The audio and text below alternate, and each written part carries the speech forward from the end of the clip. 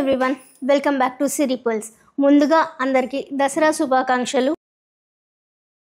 ప్రతి సంవత్సరం ఆశ్వయుజ మాసం శుక్లపక్ష దశమి రోజు మనం దసరా జరుపుకుంటాం.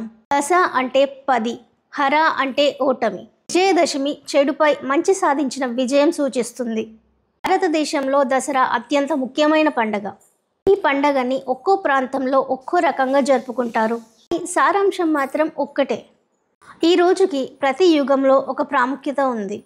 ఇవాల్టి వీడియోలో దసరాని ఇంత వైభవంగా జరుపుకోవడానికి కొన్ని కారణాలు చూద్దాం. దసరా అంటే ముందుగా గుర్తొచ్చేది ఆ దుర్గాదేవి. రాక్షసులను మహిషాసురుడు అనే రాక్షసుడు పరిపాలించేవాడు. అతను లోకాలన్నీ కంట్రోల్ చేయాలనే ఉద్దేశంతో బ్రహ్మ కోసం ఘోర తపస్సు చేస్తాడు. నా తపస్సుకు మెచ్చిన బ్రహ్మదేవుడు ప్రత్యక్షమవుతారు. ఇప్పుడు ఆ మహిషాసురుడు తనకి పురుషుల వలన కానీ దేవతల వలన కానీ మరణం సంభవించకూడదనే వరం కోరుకుంటాడు. ఇంతటి వరం సంపాదించిన ఆ మహిషాసురుడు దేవతలపైకి దండెత్తుతాడు. స్వర్గాన్ని ఆధీనపరుచుకుంటాడు. మహిషాసురుడి బారి నుండి ఎలాగైనా కాపాడాలని దేవతలు త్రిమూర్తులను వేడుకుంటారు. ఇప్పుడు త్రిమూర్తులు ఒక దివ్య శక్తిని ఆవిర్భవిస్తారు. వారి అస్త్రాల శక్తిని ఆ దివ్య శక్తికి దారపోస్తారు. అనే దుర్గామాత. మహిషాసురుడితో దుర్గామాత 9 రోజుల పాటు భీకరమైన యుద్ధం చేస్తుంది. దుర్గాదేవి రాక్షస సైన్యం నుండి ఒక్కొక్కరిని సంహరించి చివరికి మహిషాసురుని కూడా సంహరిస్తుంది. ఈ విజయానికి గుర్తుగా మనం దసరా జరుపుకుంటాం. ఇక త్రేతాయుగంలో ఇదే విజయదశమి రోజున రాముడు రావణ సంహారం చేస్తారు. మన దేశంలో ఒక్కో ప్రాంతంలో ఒక్కోలాగా దసరా పండుగని జరుపుకుంటారు. మైసూరులో దసరా పండుగ ఉత్సవాలకి దాదాపు 400 ఏళ్ల చరిత్ర ఉంది. కావి లుంగి కాపి కానే పంచే కివిగే రుద్రాక్షి హణే హుబ్బు కివి కాలం నుంచి అక్కడ ఉత్సవాలు ఘనంగా జరుగుతాయి. ఇక్కడ మైసూరు మహారాజు వాళ్ళ కులదైవమైన చాముండేశ్వరి దేవిని ఆరాధిస్తారు. ఏనుగుల పైన రాజఖడ్గాన్ని ఊరేగించడం ఒక ఆనవాయితీ. ಅವರು ರುದ್ರಾಕ್ಷಿ ಮಾಲೆಯನ್ನ ಹಾಕೊಂಡಿದ್ದಾರೆ. ಈಗ ನಿಶಾನೆ Dhananjaya. Namaskar and a very warm welcome to all our viewers across India and around the world. My name is Mukesh and it is my privilege to bring you the live coverage of Karnataka's grand festival, the Mysuru Dasara Jambu Savari. ಮೆರವಣಿಗೆ ಆರಂಭವಾಗಿದೆ.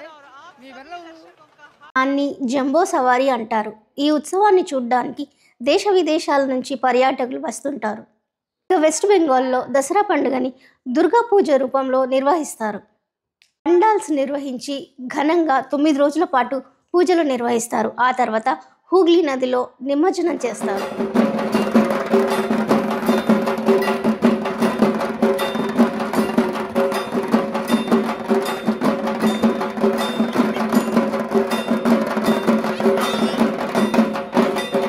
గుజరాత్లో ఈ పండగ సమయంలో పార్వతీదేవిని ఆరాధిస్తారు. ఇంటి గోడల మీద శ్రీచక్రాన్ని త్రిశూలాన్ని పసుపుతో ముద్రిస్తారు. ఒక కుండలో మట్టిని వేసి దాంట్లో గింజలు చల్లి ఆరాధిస్తారు. దాన్ని కుంభి ప్రతిష్ఠ అంటారు. దాన్ని విజయదశమి రోజు నిమజ్జనం చేస్తారు. వారి ట్రెడిషనల్ డాన్స్ గర్బా ఈ సెలబ్రేషన్స్ని ఇంకా ఎలివేట్ చేస్తారు.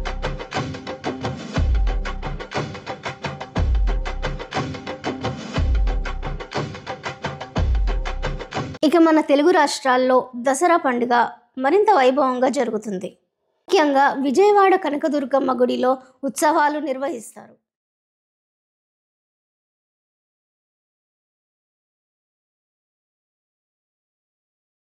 అక్కడ అమ్మవారిని రోజుకో అవతారంలో అలంకరించి పూజలు నిర్వహిస్తారు.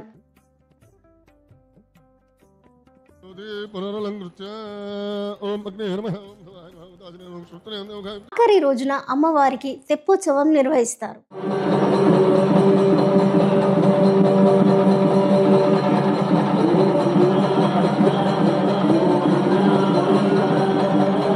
సందర్భంగా చివరి రోజు ప్రబల ఊరేగింపు ఇక్కడి ప్రత్యేకత. మన తెలంగాణలో 9 రోజుల పాటు బతుకమ్మ నిర్వహిస్తారు. బతుకమ్మ ఇక్కడి ప్రత్యేకమైన పండగ. పిల్లలందరూ తమ పుట్టింటికి చేరి ఎంతో వైభవంగా ఈ బతుకమ్మ పండుగని నిర్వహిస్తారు.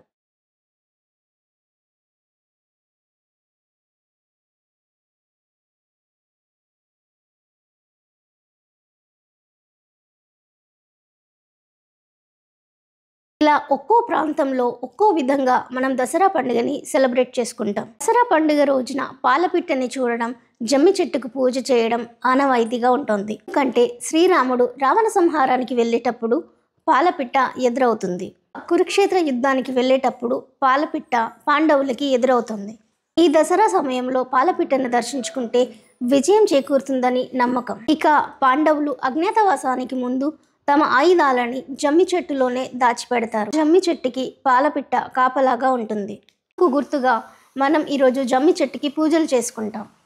మరియు ఈ దసరా రోజున వారి వారి పనిముట్లను, వాహనాలను పూజిస్తూ ఉంటారు. దసరా అనేది కేవలం ఒక పండగ మాత్రమే కాదు, చెడుపై మంచి సాధించే విజయానికి సూచిక. మరోసారి అందరికీ దసరా శుభాకాంక్షలు. వీడియో మీకు నచ్చితే please like, share and subscribe to my channel Siri pearls. Bye everyone.